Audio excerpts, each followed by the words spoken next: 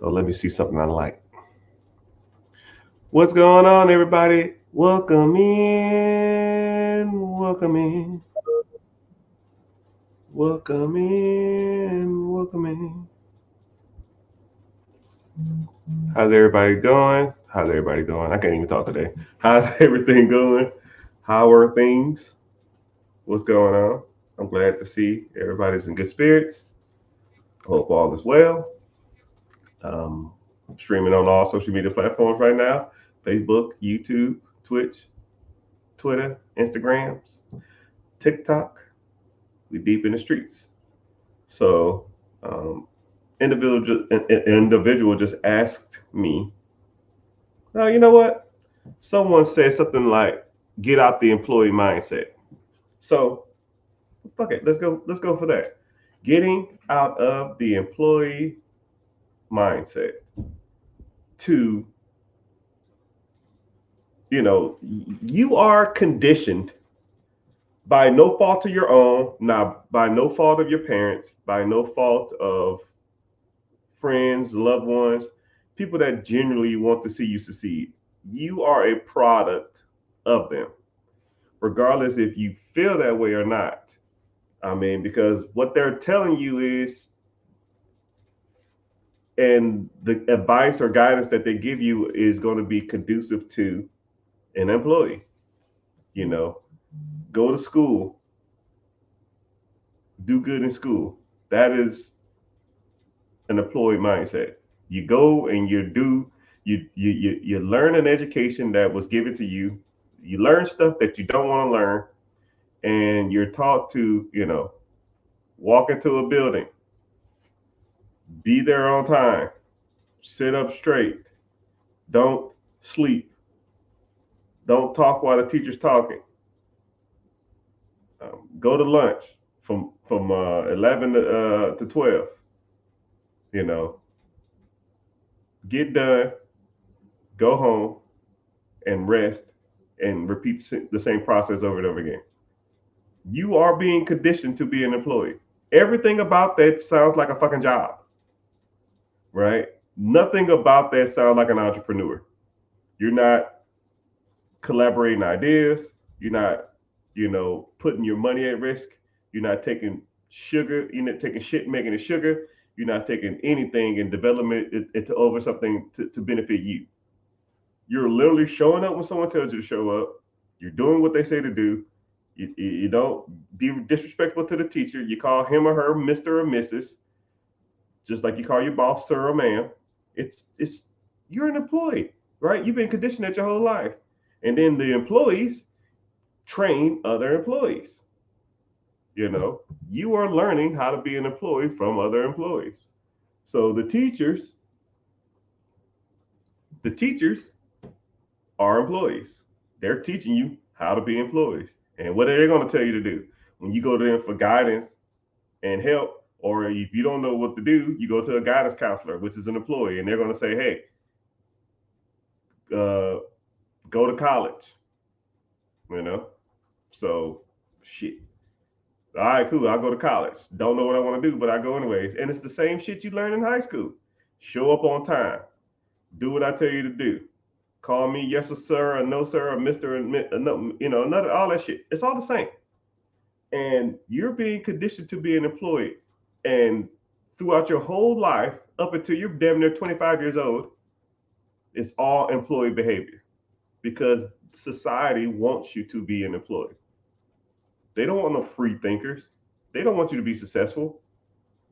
The education system was derived to make employees. So you have to break that mindset. You have to start associating with and hanging out with people who don't have that mindset. The best analogy that you will ever hear on this is sheeps and wolves. Okay?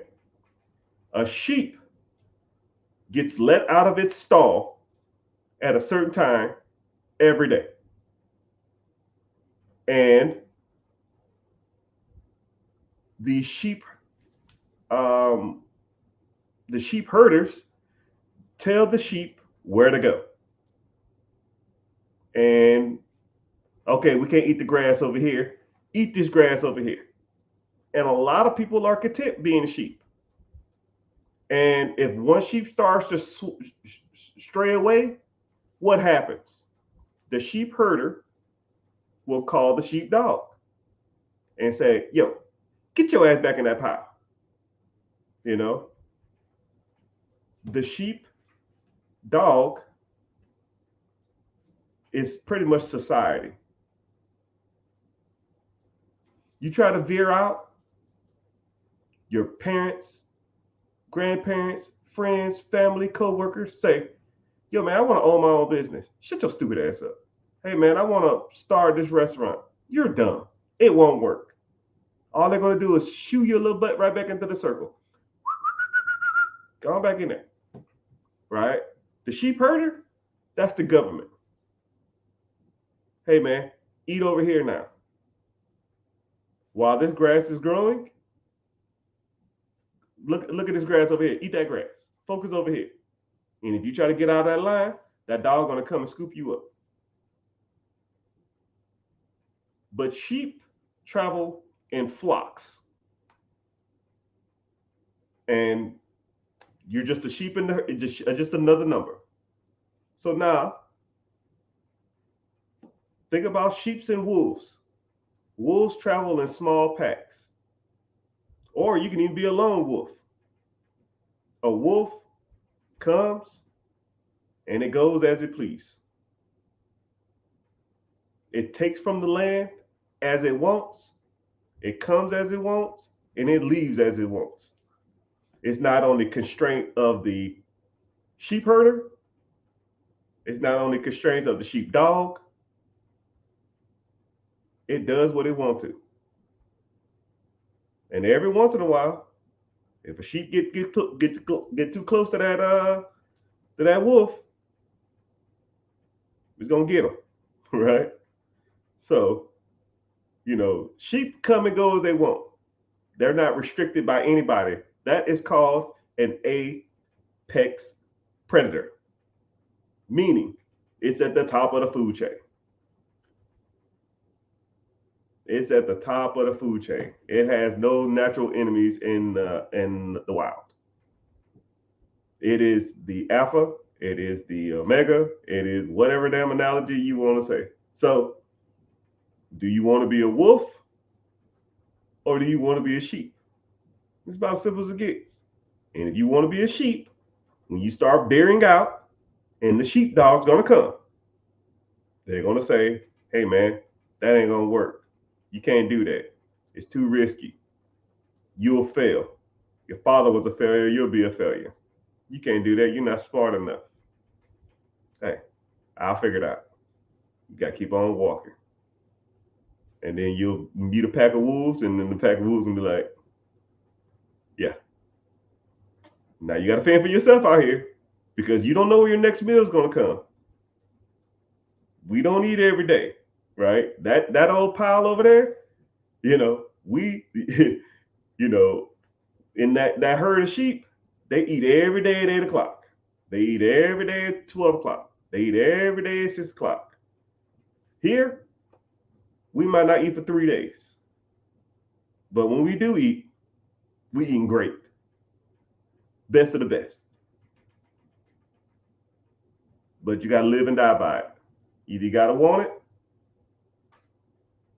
or you don't. About as simple as it gets. But I always like to say that analogy to people whenever they say get out the employee mindset and stuff like that, because I kind of grew up a wolf. I think it's almost got to be in you. It almost got to be in you. I've always been like awkward and like not catering to the society norms. I don't need to take a vacation every year. I don't want the latest and greatest and the cars and the club. I just never really been like that. I don't care about that. It's never really been my thing. But some people love the sheep life. Some people love the 9 to 5. Some people love knowing when they're going to eat. Some people love the commute to work. Some people love their job. And that's just not me. All right. I hate being told what to do. I hate told being somewhere to do a task that I don't want to do. I hate the being paid a minimum amount of work for a maximum amount of effort. It's just not me. Right. And when you think of that, I want you to think about it like this too. Put your work ethic at your job on a percentage. You know, say if you go in and you give 100%, right? You go in there, you just give your all, you stressed out, you jobbing, you're sweating, you over here managing, delegating, uh, whatever it is, right? Put that effort into a percentage, right? If you give, and I'm not trying to talk shit, I'm being real, right? All right, I want you to go ahead and comment what percentage of work ethic do you give every day, right? I'm just curious to see what you will say. You know, if 100%, you clock in at 7, you clock out at 4, what percentage do you give every day on average, right? Are people telling you you're the best employee they got? This place wouldn't function without you being here, or man, glad we got an employee like you, right? And I want y'all to be real too, because a lot of people say I'm 100%. Yeah, like 100%. Like, come on, damn 100%. You're probably not even close, right? So, all right. Somebody said 65%, 85%. Somebody said 95%, 100%, 100%. Damn, 100%, right? 100%, 40%, 90%, 65%. All right. I want you to think of it like this. If you go to work and you're giving 85, 80, 85, 95, 100%, somebody said 1%. I'm here so I don't get fired. I clock in and go to the bathroom.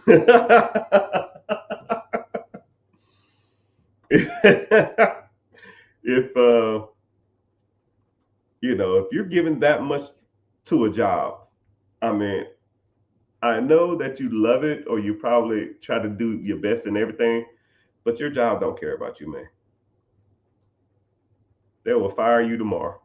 They do not care about you. You can get fired today, they'll have your replacement by Friday, or by next Monday, whatever. So I told myself a long time ago, because I just hate doing, and then think about it like this. Let's say if you make $20 an hour, right? You work 8 hours a day. That's $160. Is 85, 95, 55, 65, 85% of your effort, right? Let's say that you said 80%. Is 80% of your effort, 1/3 of your day at 80% effort, worth $160? Now, let's say you take that same 8 hours and you put 80% effort to your own business, to finding real estate, to doing a side hustle, to working, growing, and scaling something else that pays you for your effort. Would you put a $20 an hour amount on your effort? No. But your job did. And you're content with that. You shouldn't be. You shouldn't. You should want more for yourself. You should want more for your family. And at a young age, I just realized that, yo, bro, this ain't it. This ain't it. I cannot do this forever. And I did 21 years in the military. When I was at probably like year 4, year 5, I said, I'm done with this. I am done being an employee mindset. I'm done with it. I need to take every dime I make That's not going to bills. And I'm not trying to be like hypothetical or like every dime. No, mother cluckers. Every dime. I didn't eat out. I didn't go to the clubs. I didn't spend my money on Hellcat chargers. Uh, if if it was an expense that I had to pay for, I like cringed had to pay for it because my mentality was, if I have to spend this money on this, then it's not going to be making me money to where I can never work for someone else again. That makes sense? So I took every dime I made and put it to work. Every. And I was like 28 years old. Every dime. I didn't do nothing. I didn't eat out. I didn't go to the movies for 4 years. I didn't take a vacation. Hell, I didn't take a vacation for 6 years. When people like, yo, man, I'm gonna go take a mini vacay to the Bahamas. Let me take this cruise. You out your fucking mind. If you broke and you taking cruise, you are messing up in life. Thank you for the follows, everybody. I see y'all. Thanks for the follow. I appreciate it. I appreciate this. Appreciate y'all being here too. I see you, Instagram. Instagram been bumping lately, man. I made a video and yeah, and it just goes berserk, right? And that wouldn't even, the bad part about it, it's kind of funny how social media works. I make videos on random subjects when it comes to money, right? But overall, my objectives are to get you to see I know what I'm talking about. So things like, business credit, business funding, investments, mutual funds, IRAs, 401ks, real estate, commercial and apartments, business acquisition, business raising capital. Like that's my specialty, right? But when I make like random videos talking about how to invest in the stock market, that shit's comically easy to me, right? I'm way better than that. I don't know if y'all see my stuff, right? But it's kind of hard to like portray that type of stuff. A lot of people don't care about that. So I have to make videos about just basic investing. So, but welcome in. I really appreciate y'all being here, man. You know what I mean? This man, so need this information right now. I appreciate it. No problem, sir. I'm here for you. But yeah, so let's go ahead and get started. I feel like I rant sometimes. I rant at the first 15 minutes of a live. So just to get people to, just listen and kind of get them that motivational mindset shift to we get into like Q&A and kind of go into the details of different stuff, right? Somebody said I'm 18 years old. By the time I turn 18, I'll have an 800 credit score. What the first thing you need to do? Okay, so you probably have your credit is probably 800 because you really have a new credit. So you need to start working on your credit profile, right? Getting some trade lines or some credit lines that are going to be long on your credit. Then I would start. I would first for damn sure start investing. Time is money. I read a book a while back. I actually read the new laws of time is money and time is money, which was the sequel, and it talked about investing in the stock market long term. So if you was 18 years old, you put $100 into like an ETF, mutual fund, index fund, stock market that tracks the S&P 500 over the next 30 years. When you turn 48 years old, you'll have fucking shit, $3 million, my guy. I mean, and then you don't have to do nothing for it. It's just in there. And you just continue to work your regular job. You don't have to go out and buy the random ass, huge ass real estate portfolio. You don't have to go out here and buy no businesses. You don't have to do no side hustle. You can work a damn regular job, do 30 years and have $3 million in the bank, live off the compounding interest, which is about $270,000 to $340,000 a year, which breaks down to about $25,000 to $30,000 a month.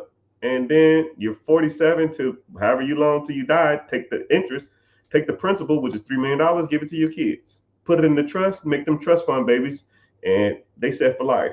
And your family lineage is set up and make the trust a bulletproof trust to where no one can touch the principal for the next 99 years. And then you can put stipulations on that money too if you wanted to. You can say, hey, if you want to get access to this fund, which pays y'all $30,000 a month, You need to have a college degree. You need to not be on drugs. You can't go to jail. You can't go to jail for domestic crime.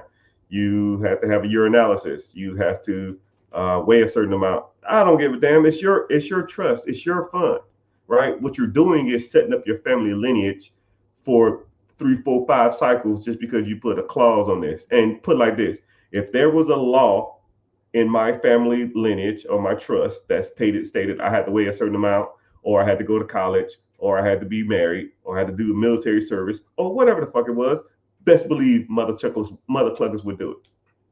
Best believe, because that's all they will know. And what gave me that idea? I met a guy who he had a family trust. It was $250,000 set aside, and he received $100,000 every year for the rest of his life. And all he had to do was go to college, join the military, get married, buy a house, and it was something else. It was like a handful of stuff, and he did it all by like 23 years old.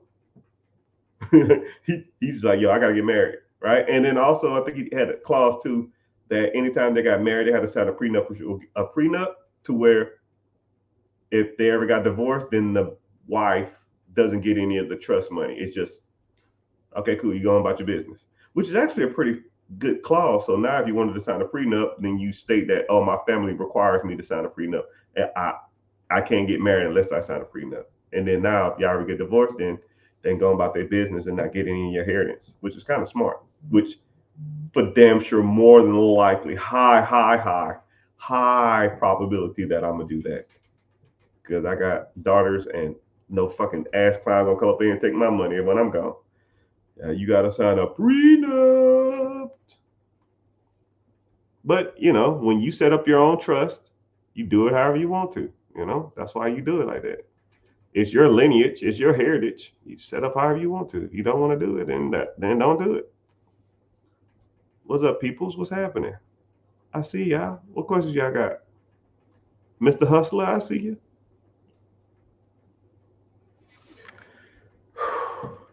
But yeah, I kind of get on like weird rants like that. So yeah, that's what I would do if I was you. I for damn sure would get into investing. You don't have to. You probably can set up a brokerage account if you don't want to start investing at 18. You got to get a brokerage account to set up a 17-year-old for the investing. But 18, 18 years old, then you can get your own account, right? Just set up you like a Webull or Robinhood. Do $100, $200 a month, $100 a paycheck, automatic allocations to whatever you want to, and kind of go from there. But that's a whole nother, that's if you want to do that, right? Or something else you can do. Shit, let's roll down this. Let's roll down this path. Let's roll down this path. 18 years old, you want to go to college? Maybe, maybe not. If I had a son and he was your age and he didn't know what he wanted to do, I'll tell him to go to trade school.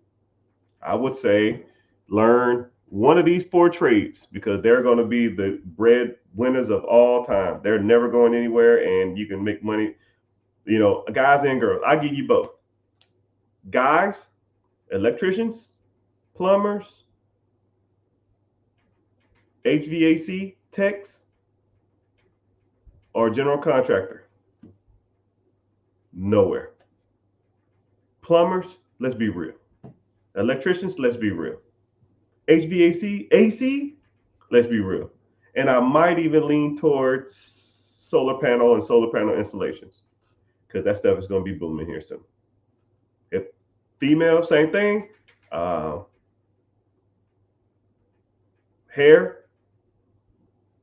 nail tech, or beauty school, hair tech, and maybe like a makeup artist. You working for the rest of your life, man. That stuff is never going anywhere. I know women that will defend getting their nails done. They'll spend their last dollar to get their nails done. And you know who's gonna make money from that? Me. Or you, if you start going to that industry, right? And think about it like this. You own a nail salon, you get in good with the schools, and when people graduate from that tech school, you say, hey, you come work for me, and I'll teach you everything about, running your own nail salon and all the kind of stuff like that. And now they come work for you as an apprenticeship, or you pay them, a flat fee, or you do like profit splitting. And now you open up 3, 4, 5 shops around town, and all you do is go to one shop, check on the people. You got 10 employees per shop, 10 shops around town. Shit, you bringing in $32 to $50 per set of nails. Come on, dog. $50 per pedicure. Come on, dog. You writing your own checks, man. You are writing your own checks. You'll be making $1 million a year by year 3. But hey, what do I know? What do I know? What do I know? Anyways, what do you recommend starting a brokerage account? You can start a brokerage account anywhere. Anywhere you can trade stocks. Fidelity, E-Trade, Ameritrade, Webull, freaking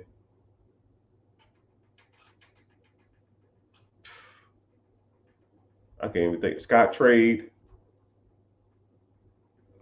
Vanguard, Robinhood. Just Google open brokerage account and pick one of the ones that come up. But what's crazy is it's so much easier to invest nowadays than it was back in my day, man. Back in my day, I had to call all the brokerage houses and set up a brokerage account, and they told me I didn't even have enough money to even do it. There's only one company that let me do it with $10,000. Now I thought $10,000 at the time was a lot of money, but it is what it is. What brokerage platform do I use, brother? You don't, man, sir. I have comically, I don't know, 10 accounts, man. I have no clue. I have no clue. I know I have 5 different accounts through what's called Victory Capital, but Victory Capital bought out USAA Investment. So I used to invest with USAA, but USAA sold their division. So that's why I got that account from. So I had 5 accounts through them. I had a Robinhood account, but I sold them because Robinhood was screwing people over. I have a Webull account. I have a Neighbor Federal account. And I don't know. I have 4 T. Rowe Price, but everybody knows me and T. Rowe Price has really great history. It was the only brokerage account that would let me invest with $10,000 back in 2007 or 2008 or 2009. More likely 2008 though. Maybe 2007. I think it was 2008 though.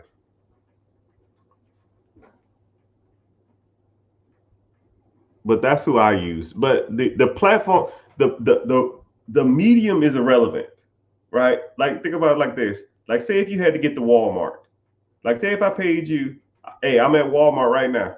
If you get here in less than 30 minutes, I'll give you $500 cash.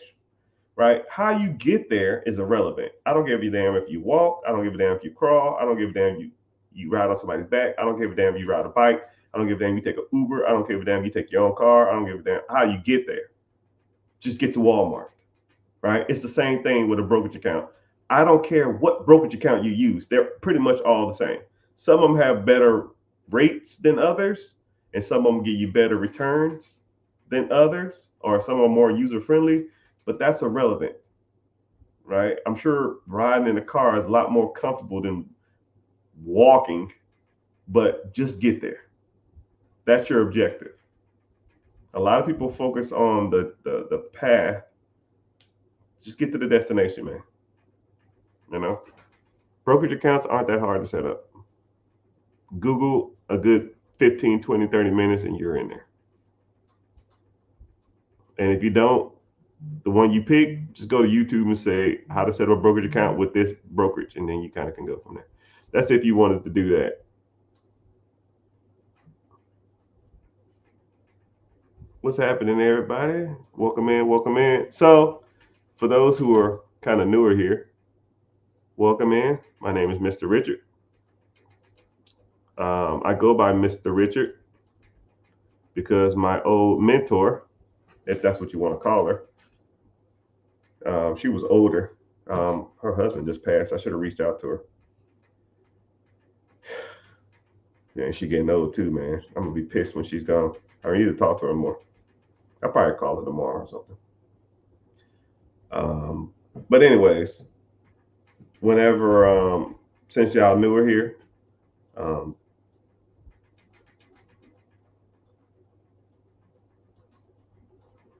I lost my train of thought. I read the question. Welcome. I sit on here and I try to give y'all as much insight to money as possible. I try to give some motivational stuff.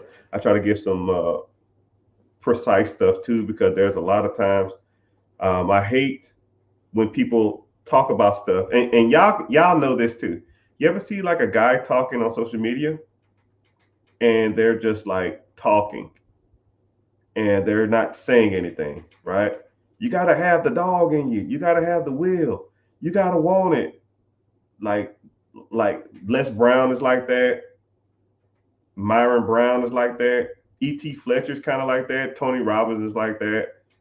Grant Cardone is kind of like that. And they're just talking. It's like, it's not applicable to anything. How is this helping me? It's just motivating me to do nothing. And I think we need to get out of that type of live streaming. We need to get out of the talking just to hear words, right? You can't be like that. I don't give a shit about that. I don't want to hear you blab about being motivated. I don't give a damn if you wake up at 4 o'clock in the morning, take a cold shower, get a biscuit, lick it, and go run 12 miles. Like, what the hell that dude name? I can't even think of his damn name. The Marine, the Navy guy. Like, I get it, it's cool, but that's not helping me, get out the rat race. You know, it's not going to help me fix my credit. It's not going to help me get business funding. That's not going to help me buy my first rental property. Hell, that's not going to help me buy my first actual property. That's not going to help me buy an existing business. That's not going to help me, scale my 401k or my index funds or my TSP or any of that shit. It's just words. And I try to give people a new insight to that. Thank you for the gifts. Um, my goal is to be the biggest money content live streamer in the world. And come hell or high water, God willing, it will happen. Right? So I come on here and I try to give my insight. I would sit on here all day and do this, but I have a life outside of this.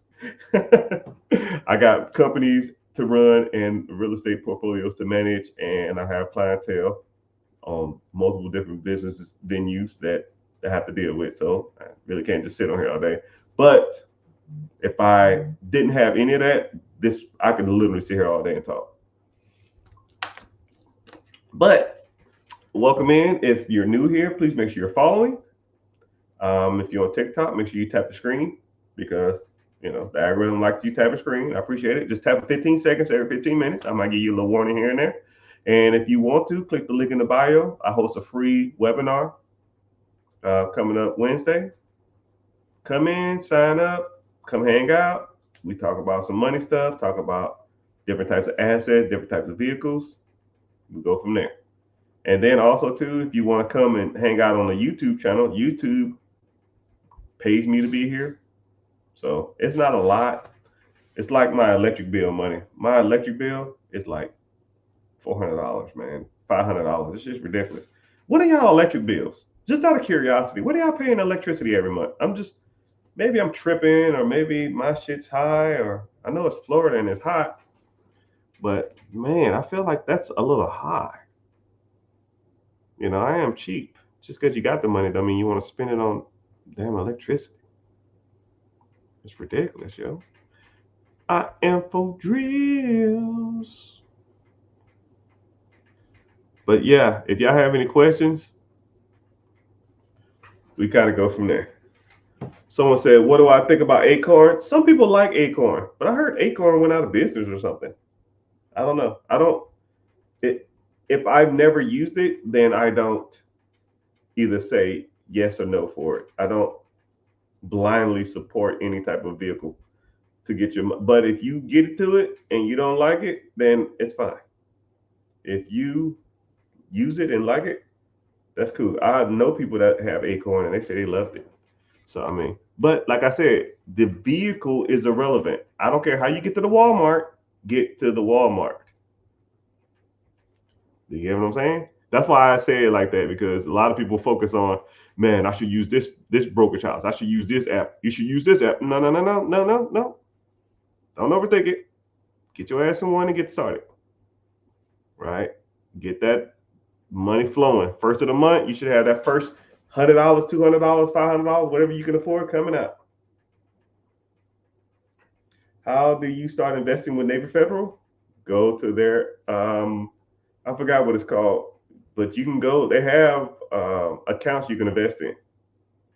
But I think they got either sold out too, or you still can go through their house. But you can go to Navy Fed, and then they have like investment accounts where you can invest in.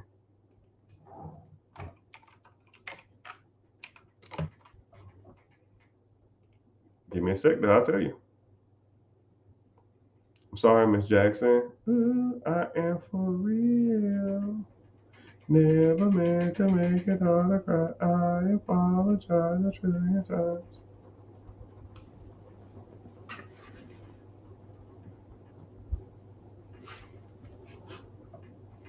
Yeah, they have investment referrals. They must have sold it. They must have sold that division. I know a lot of those. I know USAA used to be like that too. You used to can invest with, and they have IRAs and investment accounts. But I mean, I don't think you want an IRA. IRAs are okay, but screw that shit, man. Get into an ETF or index fund or mutual fund. They're a lot better. You get better returns too. So, me personally, I wouldn't even. They're all IRAs, but they sold their investment division to a third party company. One of them was Victory Capital, which is the one I invest in.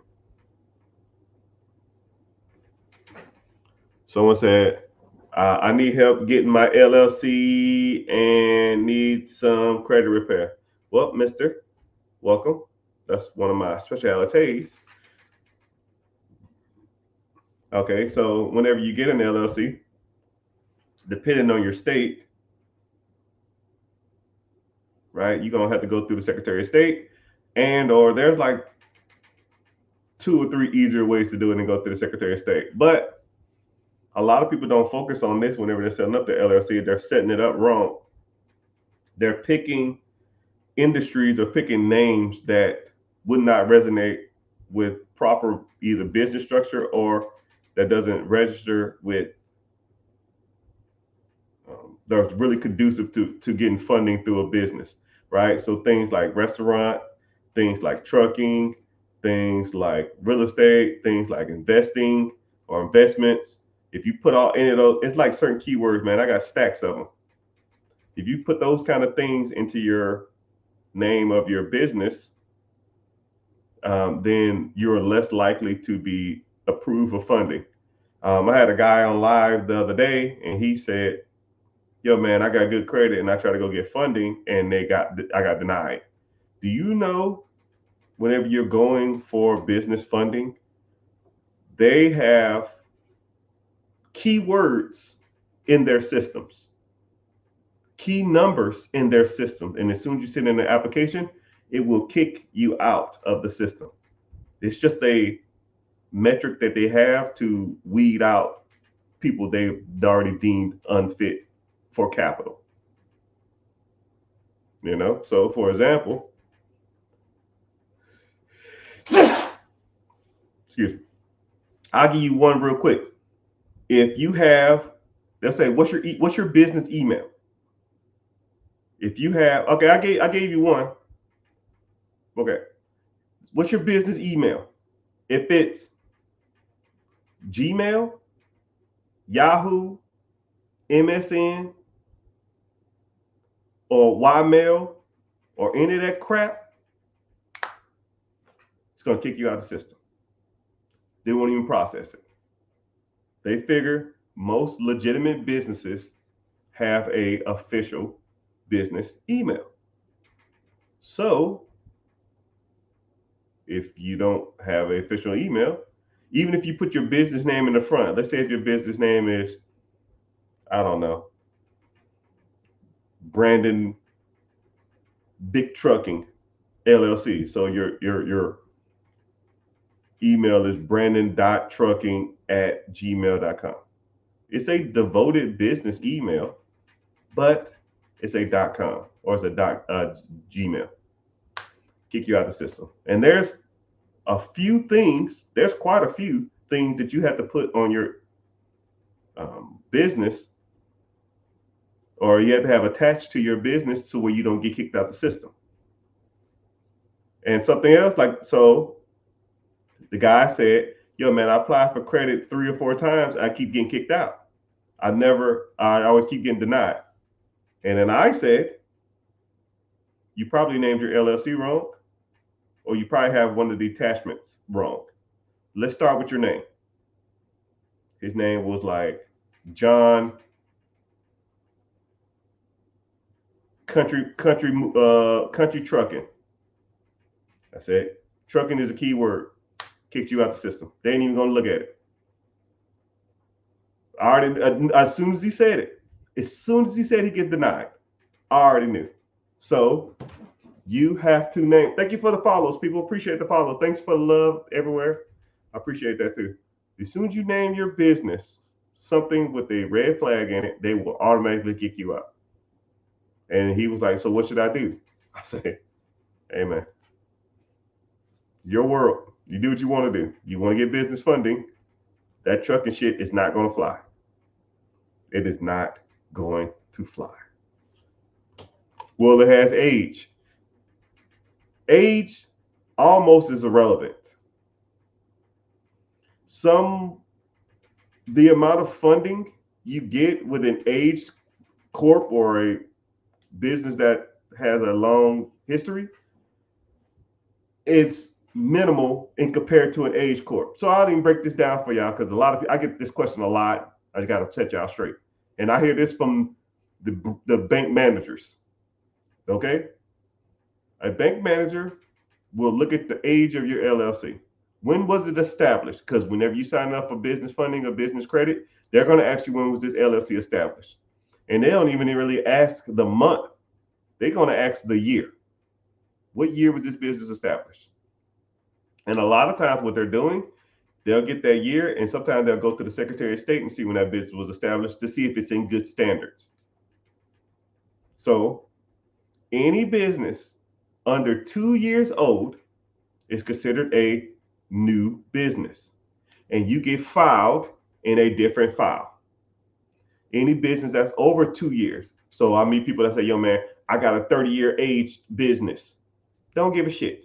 Anything over 2 years is considered its own business. Anything under 2 years is considered its own thing, right? The average new business funding is about $51,000 of funding. When my team, we average about $51,000 of funding on average for a new business.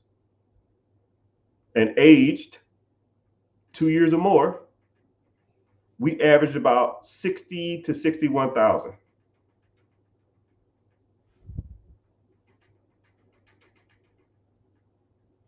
So $9,000 to have an older company. I mean, that's like, well, how much you pay for that age corp? Oh, I paid $10,000 for it. So you pay $10,000 to get an extra $9,000 worth of funding? Yeah, it wasn't worth that.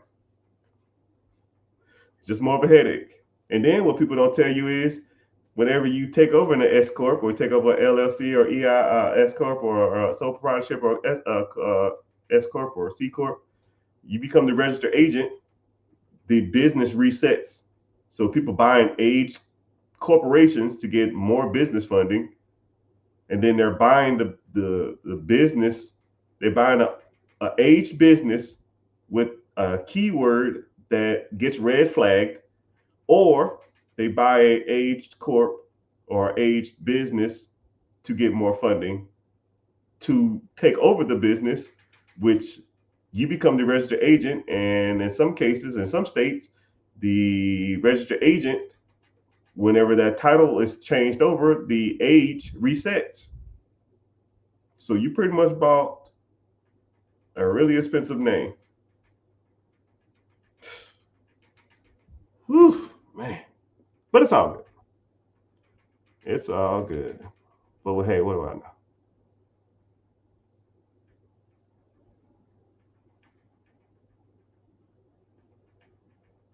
Do you need a new vehicle to start a business? No. What the hell does that mean? So what are y'all saying? $45 a month, $300 a month,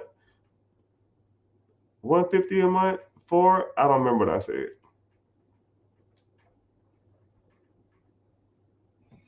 I'm in the market for a franchise. I have $50,000 liquid. What do you recommend? First of all, if you super serious, click the link in the bio, join my free class. Because you are, if you got the money and you really want to find something, then I got you. All right. You're gonna need a few things. One, you got to know if you want a franchise or you want an existing business. Some people like franchises, some people like existing businesses. Okay. Then you got to understand is if you want a franchise, we'll go the franchise route since you said that. Do you want to start a franchise and do a build out, or do you want to buy an existing franchise? Meaning like it's already there, you're just taking over the process of somebody who wants to retire.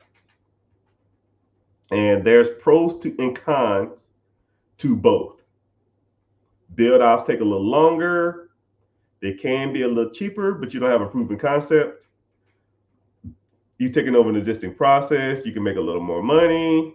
You make money day one, but they're a little more expensive, right? Do you want a franchise tag or you don't want a franchise tag? Franchise tags, you got to pay a royalty every month or every year, depending on the franchise. And they average between 5, 8, I've even seen up to 10%, which is crucial.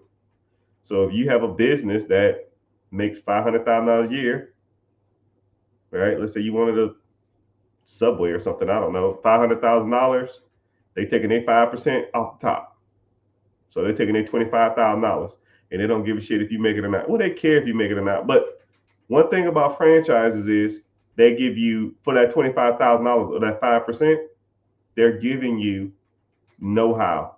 They're giving you, they're teaching you a lot about owning a business. So they have corporate retreats. They have, I mean, it's kind of worth the money at times. They teach you how the best insurance policies. They teach you, they market for you. They do everything for you, right? You take a business that don't have a franchise tag, you got to do everything yourself. You don't have to pay the $25,000 or the 5%, but that $25,000, you have to do the stuff yourself. You got to advertise. You got to market. You worry about your employees, everything else, and versus the company doing. So, you know, there's pros and cons to both. And if you super serious about buying a business, then congratulations, you're in the right place because this is what we talk about. Would you recommend changing my business name from trucking to transportation? Hold on, let me help you out. How about no?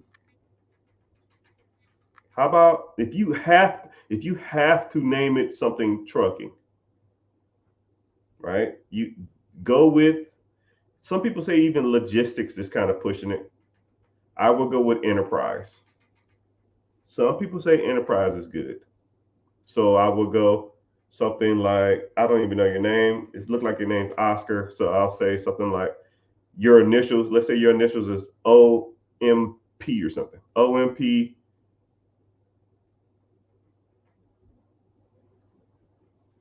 Logistics Enterprise. And you don't even have to do that. You can just say uh, consulting group. You consult over travel. I mean, consulting and management is universal terms. They work really fine. You're managing your truck. You're managing your hours. You're managing your people. You're consulting others on their trust. You're consulting others on their business. You consult, like once you start getting into that, if you're helping someone else do something, consulting. If you're doing it yourself, you're a manager.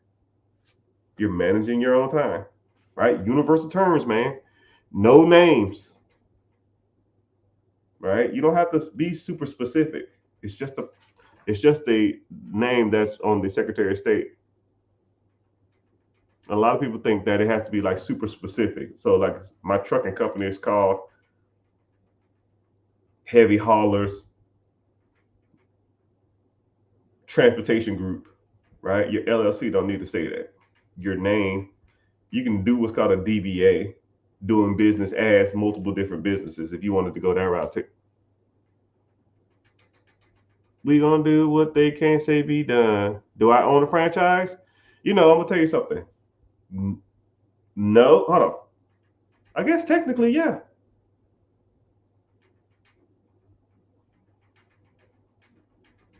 Yeah, I guess I do. It's kind of one of those weird things. I have a business that it doesn't have a franchise tag, but I co-opted into a group that we do a whole bunch of stuff together. So technically, yes. But I tell you what, I hate talking about like deals that I haven't done yet, but I am in the process of buying a large collection of different franchises. A big, big, big one. But it is what it is. If it happens, it happens. Are you on YouTube? Yeah. So for those who don't know, I'm streaming over all social media platforms, Facebook, two Facebook accounts, but no one ever goes in there. It's all good though. YouTube, Twitch, Twitter, X, Instagram. But I think I have like two Instagram pages, but I only show up on one. It supports me. Uh-oh. I appreciate you for coming. You've been messaging, asking all these crazy questions, so I'm glad you're here. Ask away. I'm here. Ask away. I see you popped in. I try not to say people's names because I don't want to. I have record this and then I use them in segments, and I don't want no one to be like isolated. But I see you. Okay. We're actually talking about LLC and business structure now, even though I really don't like to, but it is what it is.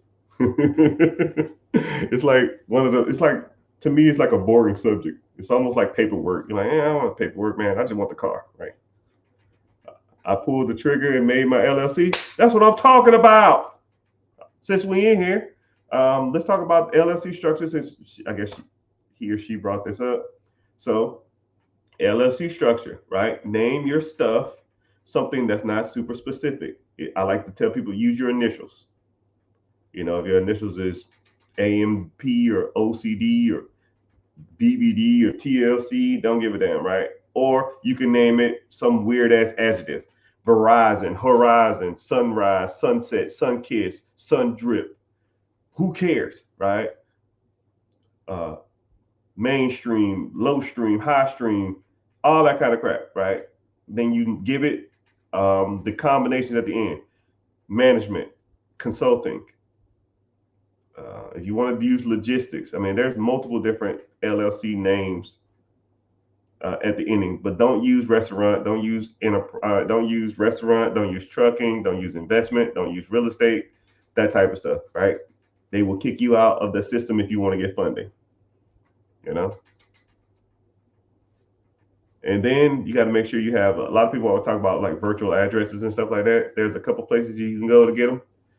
Um, some people say don't use iPostal, but I think iPostal. Everybody I know who use iPostal always, they, you know, they're pretty fine.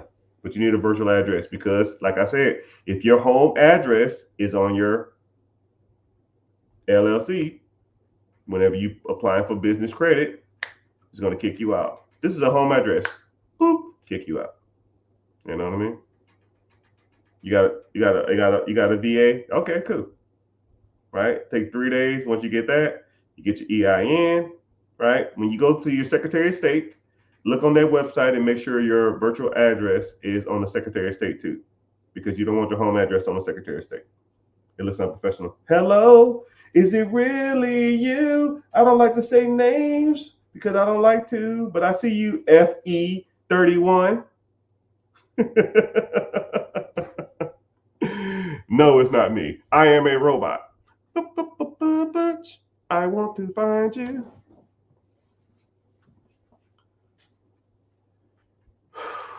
I want steady cash flow, franchise, or it don't matter to me. All right, well, that's why we learning. But yeah, we cool things. But yeah, so I'm streaming on all social media platforms. I appreciate y'all. Like I said, click the link in the bio. Come join me on YouTube. YouTube pays me to be here, and every person who's here, pretty much for every, I forgot what it is, for every 15 minutes you're here, I get like $1 or something. So I mean, shit, come on, man. I need some electricity money. You know how much electricity costs nowadays? It's just ridiculous, man. Hello, Georgia in the house. Where y'all checking in from, man? Where y'all checking in from, yo? Where y'all coming in from? I want to see where people are coming in from. FE31, where you checking in from? Thank you for the follow, sir. 65 pizza night. Yeah. I want to eat thin crust, man. I hate carbohydrates. It makes me sleepy. It gives me a headache too. Okay, let's see. Texas in the house. I'm assuming Jersey in the house. Texas in the house. You don't have to say specifically, just say the state.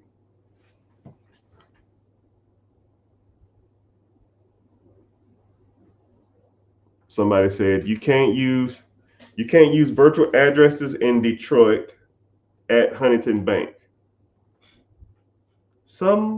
Yeah, every state is different. Every state is different. But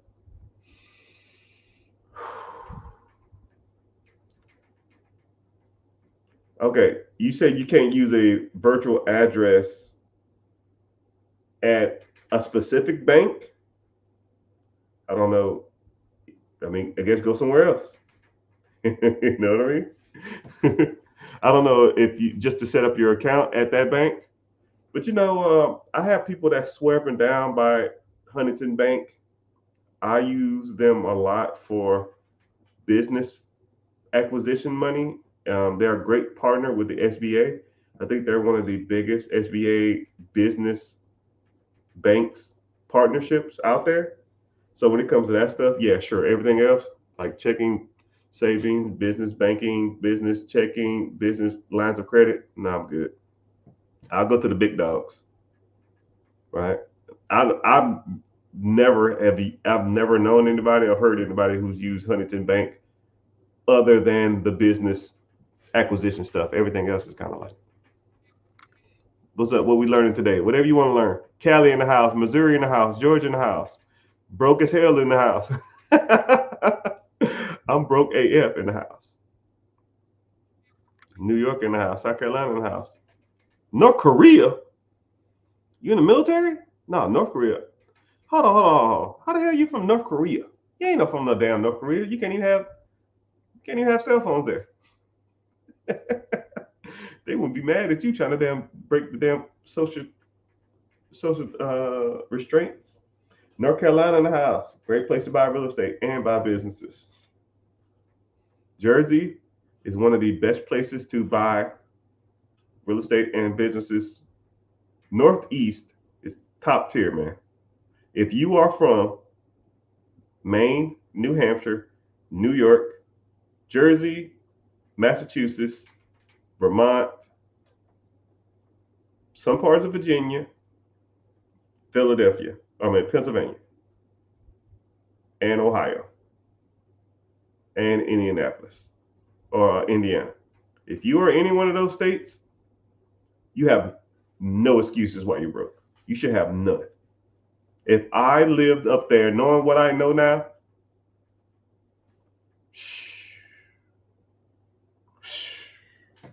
it's comically easy. Well, I probably can make it anywhere, but Northeast, that New England area, anything by halfway through Virginia, everything north of Virginia. You should be eating. Michigan, you could do good too. Michigan in the house. England. Hello, mate. Let me get a spot or two. You in the military?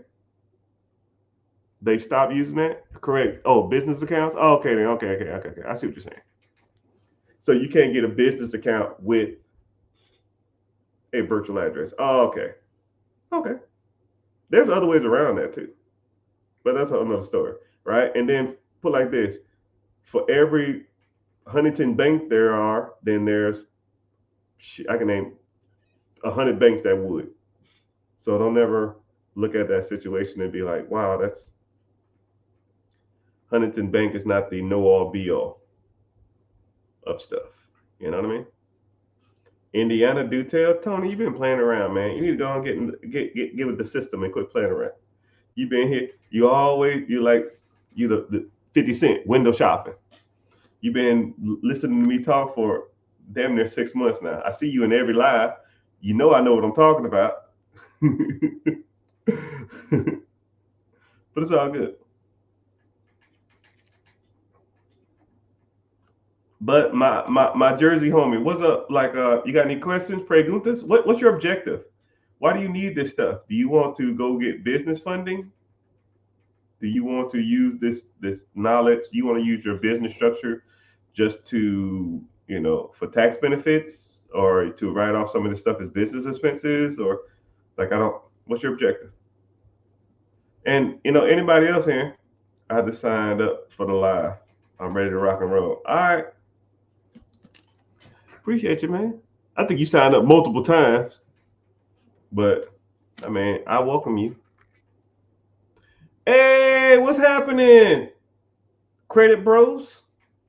Hey, man, I don't know if you're in here, but I need to know what is the best credit cards for rewards. I don't know if y'all still in here. I don't know if they probably have that though.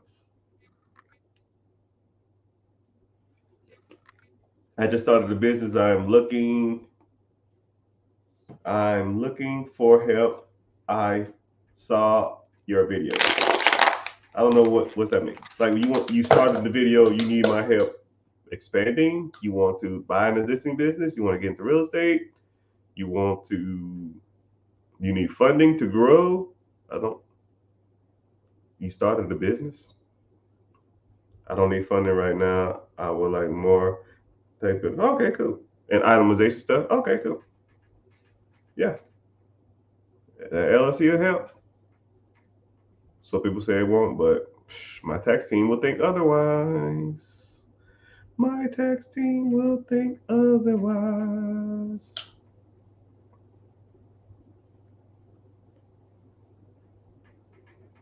Also, I want to take on private clients. How? How would you make money from that? Like, what do you consult or something? Like, what do you do? But here we go. Oh, OT. Okay, that's cool. Oakland in the house. I see you. I see you. England. Hello, mate. South Carolina. Hey, man, I made a small fortune in South Carolina. South Carolina, man. I'm still getting checks from South Carolina, man. Still. To this day. To this day. All right. So since y'all ain't talking, I guess I'll start talking about a random subject. So let me think. All right. I don't know where any of y'all are on your financial journey. I don't know what y'all want to do. I don't know what y'all want to accomplish. But you have to start somewhere. Right? One thing I like about me and my system and my team, I have clients who are in the mentorship who come to me with negative in their accounts. And I have clients, the strongest one I have makes $6.5 million a year. Negative in their account to $6.5 million a year. And I treat the guy who makes $6 million a year just as the same as the guy who has negative in his account or has a lot of credit card debt. It doesn't make a difference. So if you're in that spectrum, what I talk about can apply to you. If you want to, because the four things that I always focus on are the four pillars, and I talk about this all the time: credit, investing, real estate or properties, and ownership, right? Credit. How's your personal credit? If you have good credit, you get cheaper loans, you get approved for more, you pay less in interest, and you get access to more capital. You got business credit. You can go out and acquire loans in your business name that doesn't reflect on your personal credit. Business funding. You can go out there, use that money to buy things that make you money. So you can use the bank's money to buy things that make money. And so forth and so on, right? Credit profile, credit history, just tons of stuff when it relates to credit, right? Then you talk about investing. Invest in yourself, invest in the market, right? Even when you're talking about investing in yourself, or if you wanted to go out and raise capital from somebody, a private investor, because people say, yo, man, I want to find private investors. I'm like, yo, could you even convey a message to a person? To even talk to them, to get them to give you the money? Some guy walks in here right now and say, yo, man, I got $100 million. I want to invest with you. Hey, man, come in. How you doing? Where you from? Well, I'm establishing rapport. It ain't even about the money. You got to learn how to talk to people. There's groups out there. There's clubs out there. Hell, I teach you how to work on your vernacular, your pitch, your tone, your vernacular, your presentation, your verbal distractors, which a lot of y'all don't even know. I'll even break that down real quick. So when people say, well, I don't know. You know what I mean? You see what I'm saying? You feel me? Those are verbal distractors. People say that shit, they don't know what the hell they're talking about. You will rarely, if ever, hear me say a verbal distractor. I almost got to turn it off to even say it. You feel me? You know what I'm saying? I shouldn't have to say, you know what I'm saying. Because if I have to say, you know what I'm saying, that means the message that I'm giving you wasn't conveyed properly. I shouldn't have to re-ask, do you comprehend the message that I've already said? You feel me? You see what I'm saying? Anyways, and then you got to start investing in the market. Mutual funds, TSPs, 401ks, IRAs, index funds, stock market. If you want to get into crypto, we can get into that. You got to start mastering all those different types of investments. Then let's talk about real estate. Do you own your own home? Do you have investment property? Do you want to get into duplexes? Do you want to get into investments? Birth strategies? Do you want to get into sub twos? Do you want to get into Section 8? Do you want to get into wholesaling? Do you want to get into tax liens? All of that stuff. Then you talk about commercial properties. You talk about real estate. Apartments, right? Do you want to raise capital or do you want to use your own capital? Raise capital is called syndication. And then we talk about ownership. What process do you own that makes money while you're sleeping? If you stop working for 1 month, how much money is coming into your account that whole month? That's ownership. A process that pays you to sit on your ass and do nothing. If the answer is 0, you are messing up in life. You need to get on it.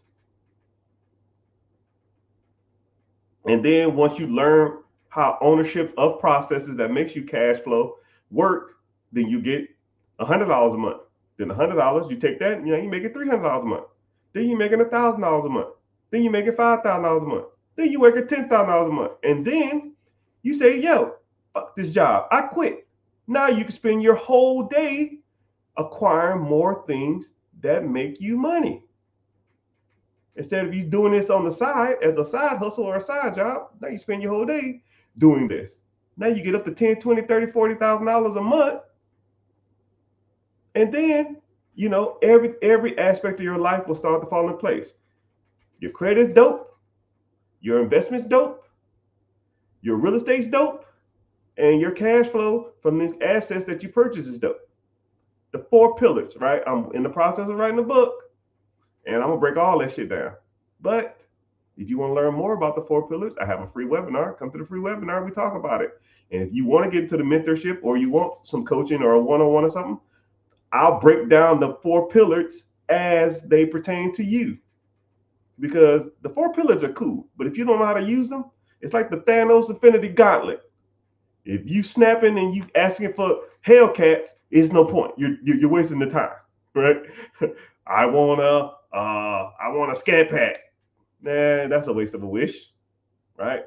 How about cash flow for the rest of my life? 800 credit score. Individual retirement account that pays me $10,000 a month for the rest of my life that I can roll over to my family, and my family have generational wealth and a trust. Money that I don't have to work for, that's cash flow that I don't have to do anything for. Those are the things you should be snapping for, Mr. Thanos, not Hellcats. Because, 10 years from now, 15 years from now, where you gonna sell your kids when they, can't afford can't afford no clothes, can't afford the nice shoes, can't afford the nice cars, and they want to have the nice school clothes, and you say I can't afford it. But you know what? 15 years ago, I had a dope ass Hellcat. I was the king of the block. I used to rev up and down the street, and they thought I was the coolest guy in the world. That's like a cool story, Dad. I want to go to summer camp. I want to go to summer camp, Dad. I don't care about that. But thank you for hanging out, though. I'll see you. But, you have to learn, perfect, and damn near master the 4 pillars. To me, none of them are better or worse than the other ones. Because if you have a lot of money coming in, but your credit shit, you don't invest anything, and you spend all your money on trash, what's the point? If you have an 800 credit score, nothing on your credit, but you're not making no money, and you work every day, 10 hours a day, slaving at a job, it's irrelevant. If you have an investment account, but you invested in the wrong thing with crappy credit, whenever you do go get a car or something like that, your interest is going to be super damn high, and you're just going to be in debt for the rest of your damn life. You got to master that. If you're buying an asset and you bought the wrong asset, oh man, I want a laundromat, and you overpaid for the crap, and now you're losing money every month, then it's irrelevant. You have to know what you are doing, my friend. But it's all good. But if you want to learn this type of stuff, let's get started.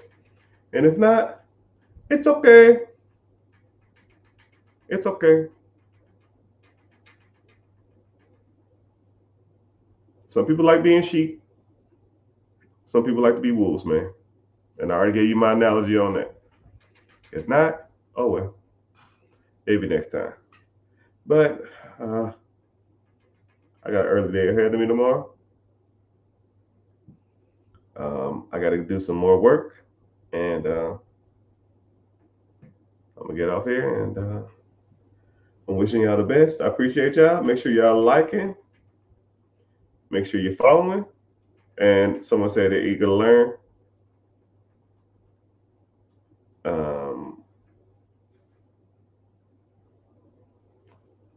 Somebody said they're eager to learn. Are they ready to learn? Yeah, like I said, when we get off this live, because I'm going to get off in like a few minutes, click the link in the bio, join the free class. There's a free webinar coming up. I don't sell you information. I won't spam your email, none of that crap, not even that type, right? You'll get one message from me saying we're starting in 10, 15 minutes. And if you want to come then, you come. If not, then you're good. And then, yeah, we talk about the 4 pillars. We talk about different investment vehicles. You learn a little bit more about me. You talk about different services that are out there, different services that I offer, and if you want to move forward, we go from there. If not, it is what it is. But thank y'all. I'll be the same.